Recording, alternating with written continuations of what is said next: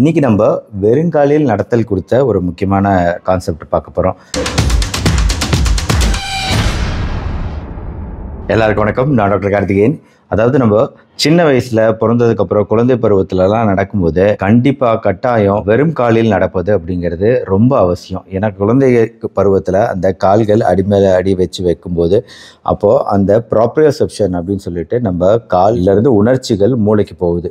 இந்த உணர்ச்சிகள் மூலமாக சரியான முறையில் நடக்கிறது, பேலன்ஸு, தசைகள் டெவலப் ஆகிறது, வளர்ச்சி நடக்கிறது எல்லாமே இந்த வெறுங்காலில் நடப்பதை பேஸ் பண்ணி தான் அடிப்படையாக கொண்டு தான் இருக்குது குழந்தை பருவத்தில். அதனால் குழந்தை பருவத்தில் எப்பவுமே குழந்தைகளை வெறுங்காலில் வீட்டுக்குள்ளார நடக்க விடுறது சேஃபு. வீட்டுக்கு வெளியே போகும்போது மட்டும்தான் நம்ம அவங்க காலுக்குரிய ஷூவோ செப்பலோ அணிய வைக்கணும். மற்ற நேரத்தில் அவங்களுக்கு வெறுங்காலில் நடக்கிறது ரொம்ப முக்கியம்.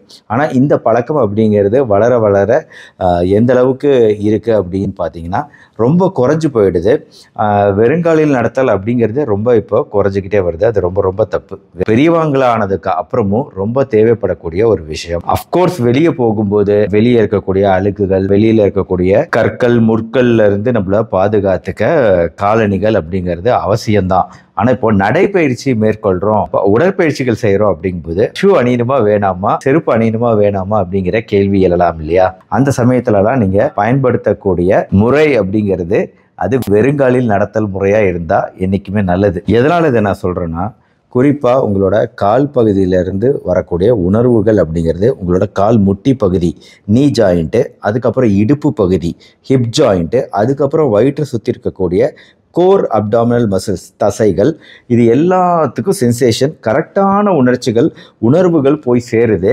இதனால் உங்களுக்கு இந்த தசைகள்லாம் வலுவடையுது. சரியான முறையில் வலுவடையும் போது கால் மூட்டி வலிகள் வர்றது அப்படிங்கிறது நம்மளால் முடிஞ்ச அளவு தள்ளி போட முடியும். இடுப்பு பகுதியில் வலி வரதை தள்ளி போட முடியும், முதுகு வலியை தள்ளி போட முடியும். இப்போது வெறுங்காலில் நடக்கிறது அப்படிங்கிறது மண் புல் தரை பெஸ்ட்டுங்க. அதே சமயம் இந்த மாதிரி எந்த பிரச்சனையும் இல்லாத உங்கள் வீட்டு சைடில் இருக்கக்கூடிய ஏரியாவாக இருந்தாலும் இந்த ஏரியாவில் நீங்கள் சேஃபாக இந்த வெறுங்காலில் நடைப்பயிற்சியை ப்ராக்டிஸ் பண்ணலாம். இப்படி நம்ம வெறுங்காலில் தரையில் படும்போது நடக்கும்போது நம்ம கால் பகுதிக்கும் தரை பகுதிக்கும் உண்டாகக்கூடிய இந்த கனெக்ஷனை தான் ஆங்கிலத்தை எர்த்திங் அப்படின்னு சொல்கிறோம். இந்த எர்த்திங் குறித்து கலிஃபோர்னியா பல்கலைக்கழகத்தில் ஒரு ஆய்வு நடத்தப்பட்டதுங்க.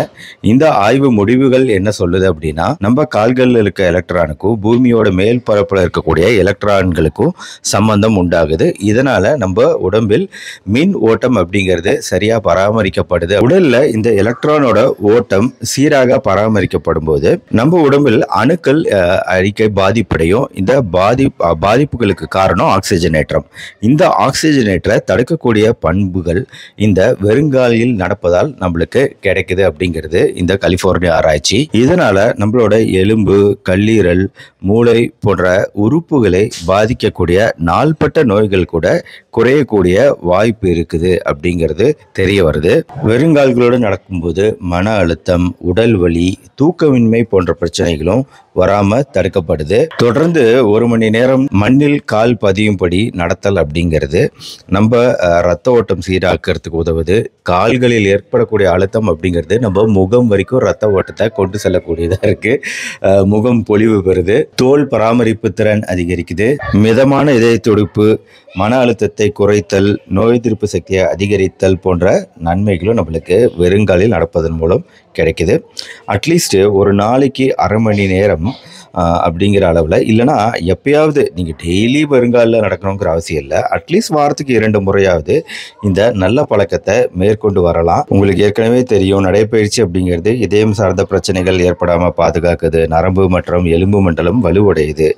இதெல்லாம் வெறுங்காலில் நடக்கும்போது இன்னும் பன்மடங்கு அதிகரிக்குது இந்த நன்மைகள். அடுத்து வெளியில் நம்ம போகும்போது நம்ம சரியான ஷூ சரியான முறையில் அணியிறதே கிடையாது. அது இன்னொரு மிகப்பெரிய டிராபேக்கு. நான் எத்தனையோ வீடியோக்குள்ளே இதை நான் சொல்லியிருக்கிறேன். நம்மளோட காலில் இருக்கக்கூடிய ஆர்ச் பகுதி, இந்த ஆர்ச் பகுதிக்கு சப்போர்ட் கொடுக்குற மாதிரி ஷூவோ செருப்போ அணியணும் அப்படின்னு நான் பல வாட்டி சொல்லிக்கிட்டு இருக்கேன். ஆனால் அது மார்க்கெட்லேயும் அந்த அளவுக்கு வைடாக அவைலபிளாக இல்லை, எல்லாருக்கும் கிடைக்கிறது இல்லை. நானே ரொம்ப தேடி தேடி எப்படியாவது கண்டுபிடிச்சி அந்த ஆர்ச்சி சப்போர்ட் ஆல்ரெடி இருக்கக்கூடிய ஷூவோ செருப்போ பார்த்து வாங்க வேண்டியிருக்கு. இல்லைனா அந்த ஆர்ச்சின்னு தனியாக போய் தைச்சிக்க வேண்டிய தேவை இருக்குது. அப்படி வேணால் பண்ணிக்கலாம். சப்போஸ் கிடைக்கல அப்படிங்கும்போது இல்லை விலை குறைவான செப்பல் வாங்கியிருக்கோம் அப்படின்னா அதுக்குமே வந்து ஒரு ஆர்ச்சி சப்போர்ட் மாதிரி செருப்பு கடைக்காரர்கிட்ட போய் தைச்சிக்கிறது, ஒரு குஷன் மாதிரி வச்சு தைச்சிக்கிறது, அவங்க இதை பண்ணி தருவாங்க. உங்கள் காலுக்கு ஏற்றாப்புலையும் இருக்கும், அது கஸ்டமைஸ்டாக உங்கள் சைஸுக்கு ஏற்றாப்புலையும் இருக்கும். இந்த மாதிரி பண்ணிக்கிறது அப்படிங்கிறது ரொம்ப நல்லது. உங்களுக்கு கால் வலிகள் வராமல் தடுக்கும். வெளியே போகும்போது இந்த மாதிரி தேவைகள் இருக்குது.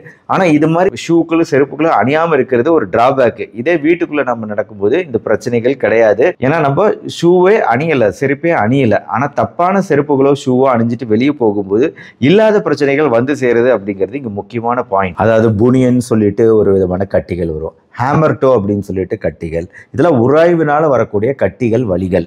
நம்ம கால் சோல் பாத பகுதியில் அந்த தடிமனா தோள்கள்லாம் வறண்டு போய் இருக்கிறது, அந்த குஷன் சாஃப்ட்னஸே போயிருக்கிறது போன்ற பல்வேறு பிரச்சனைகளுக்கு காரணம் நம்ம வெறுங்காலில் நடக்காமல் இருக்கிறது தான். நம்ம தப்பான ஷூவோ செருப்போ அணிஞ்சு நடக்கிறது தான் அதுக்கு காரணமே தவிர நம்ம வெறுங்காலில் நடந்திருந்தோம்னா பல பிரச்சனைகளை தவிர்த்து இருக்கலாம். அடுத்தது நடக்கும்போதும் அந்த ப்ராப்பர் பயோ மெக்கானிக்ஸ் அப்படின்னு சொல்லுவோம், நம்ம உடம்போட பயோ மெக்கானிக்ஸ் கரெக்டாக இருக்கும்.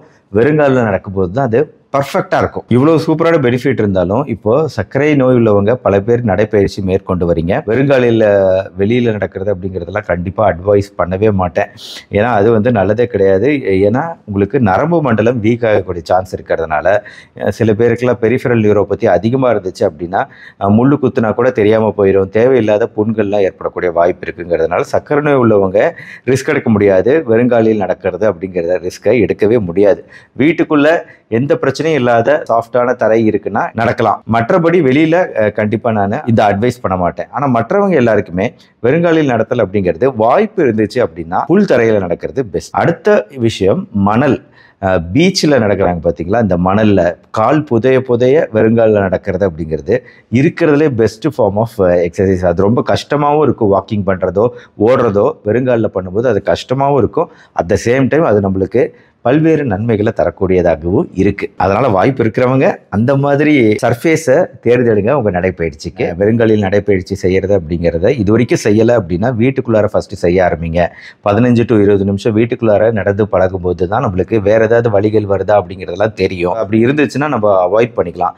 அடுத்து வெளியே நடக்கணும் அப்படின்னா அது ரொம்ப சேஃபான சர்ஃபேஸாக இருக்கா, ரொம்ப க்ளீனான சர்ஃபேஸு, கல், முள், கிளாஸ் பீஸு, துண்டுகள் இதெல்லாம் இருக்க வாய்ப்பே இல்லை அப்படின்னு நீங்கள் நினச்சிங்கன்னா அந்த இடத்துல நீங்கள் வெறுங்காலில் நடக்கிறது நல்லது தான். அடுத்தது வெறுங்காலில் நடக்கிறதுக்கு முன்னாடி புதுசாக ட்ரை பண்ணுறவங்க இந்த பேலன்ஸ் எக்ஸசைஸ் ட்ரை பண்ணலாம். ஃபர்ஸ்ட் ஒரு இதை பிடிச்சிக்கிச்சு ஒரு காலில் ஃபர்ஸ்ட் நின்று பார்க்கலாம் எந்த அளவுக்கு பேலன்ஸாக நிற்கிறோம் அப்படின்னு சொல்லிட்டு. அப்புறம் இதை மாற்றி 2 கால்லையும் இந்த பேலன்சிங் ட்ரை பண்ணி பார்க்கலாம் வெறுங்காலில். அது பர்ஃபெக்டாக இருக்குது, பிரச்சனை இல்லை அப்படின்னா நம்ம வெறுங்காலில் நடக்கிறது அப்படிங்கிறத கண்டினியூ பண்ணலாம். ஆனால் ஒன்ஸ் வெறுங்காலில் நடக்கிறோம் இல்லை குறிப்பாக வெளியெல்லாம் நடந்துட்டு வரோம் அப்படின்னா கண்டிப்பாக வெளியே திரும்பி வந்ததுக்கப்புறம் நம்ம ஃபீட்டை எக்ஸாமின் பண்ணி பார்க்கணும், பாதங்களை எக்ஸாமின் பண்ணி பார்க்கணும். ஏதாவது அடிபட்டிருக்கா, வேறு ஏதாவது பிரச்சனைகள் இருக்கா அப்படிங்கிறத கண்டிப்பாக ஒரு வாட்டி செக் பண்ணிக்கிறது முக்கியம். அதை செக் பண்ணி பார்த்துட்டு எல்லாம் பர்ஃபெக்டாக இருக்குது அப்படின்னா வந்து நீங்கள் அடுத்த நாள் நடங்க. டெய்லி இந்த செக்அப் பண்ணுறது அப்படிங்கிறத ஃபாலோ பண்ணுங்கள். டெய்லியுமே வந்து வெதுவெதுப்பான நீரில் இரவு நேரத்தில் பாதங்களை கழுவிட்டு சாஃப்டாக, சப்போஸ் பாத வெடிப்புகள்லாம் இருக்குது அப்படின்னா அந்த பியூமிஸ் ஸ்டோன் வச்சு தேய்ச்சி விட்டுட்டு கால் சுத்தமாக இருக்கிற மாதிரி சாஃப்டாக இருக்கிற மாதிரி பார்த்துக்கோங்க. அழுத்தி செக்குங்க, உணர்ச்சிகள் செக் பண்ணி பார்த்துக்கோங்க. இதெல்லாம் ரெகுலராக பண்ண வேண்டிய விஷயம். ஃபுட் கேர் ரொம்ப முக்கியம். நெயில் கேர், நகங்களையும் கரெக்டாக கட் பண்ணி அழுக்குகளை நீக்கி கரெக்டாக சுத்தமாக வச்சுருக்குமா அப்படிங்கிறத செக் பண்ணிக்கோங்க. டெய்லி குளிக்கும் போது இந்த பால், பாதம், அடிப்பகுதி, நகம் பகுதியெல்லாம் நம்ம கைகளாலே சுத்தம் பண்ணுறோமா அப்படிங்கிறத என்ஷூர் பண்ணிக்கோங்க கண்டிப்பாக டெய்லி. வெறுங்காலில் நடத்தல் குறித்த இந்த வீடியோ உங்களுக்கு பிடிச்சிருச்சுன்னா லைக் பண்ணி உங்கள் ஃப்ரெண்ட்ஸ் ரிலேட்டிவ்ஸ்க்கு ஷேர் பண்ணுங்கள். நம்ம சேனல் டாக்டர் கார்த்திகேயன் இது வரைக்கும் சப்ஸ்கிரைப் பண்ணலாம், சப்ஸ்கிரைப் பண்ணி இந்த பெல் ஐக்கான் கிளிக் பண்ணி வச்சுக்கோங்க. இந்த மாதிரி மருத்துவ வீடியோக்கள் டெய்லி பார்க்க மறுபடியும் நாளைக்கு பார்ப்போம். நன்றி, வணக்கம்.